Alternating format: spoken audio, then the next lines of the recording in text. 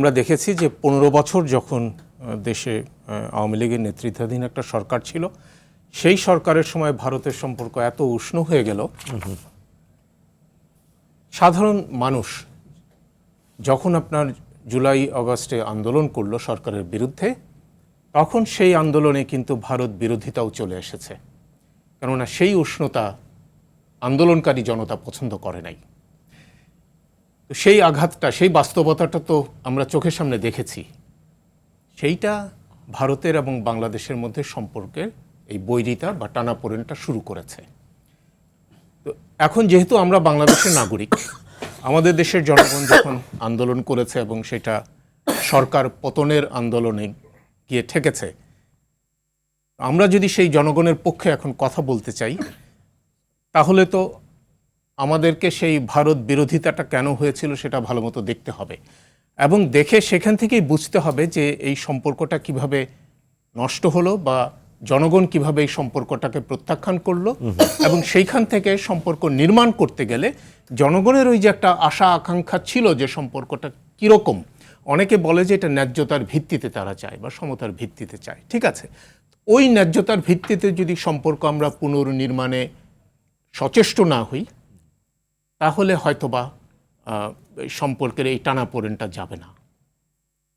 মানে এই অবস্থা, এই দূরত্ব নিয়েই চলতে হবে আমাদের। না, দূরত্ব নিয়ে চলতে হবে না। আপনি যদি মনে করেন যে ভারতের সঙ্গে আপনার শর্তে সম্পর্ক যদি নির্মিত হয়, সেখান থেকে আপনি লাভবান হবেন, অর্থাৎ বাংলাদেশ লাভবান হবে, তাহলে বাংলাদেশকে যেটা করতে হবে ওই ধরনের সম্পর্ক নির্মাণ করার জন্য সক্রিয় হতে হবে, সচেষ্ট হতে হবে।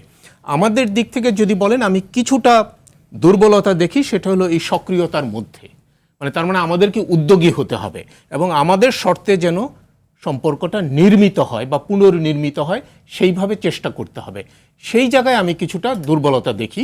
তবে এই যে ধরেন একটা উদাহরণ দিই, যেটা সাম্প্রতিক আমরা দেখলাম 5ই আগস্টের দিল্লির ঘটনার পরে বাংলাদেশের পররাষ্ট্র মন্ত্রণালয় যেমন কঠোর ভাষা ব্যবহার করে একটা প্রেস রিলিজ দিয়েছে, এটা কিন্তু দুটো মাত্রা আছে।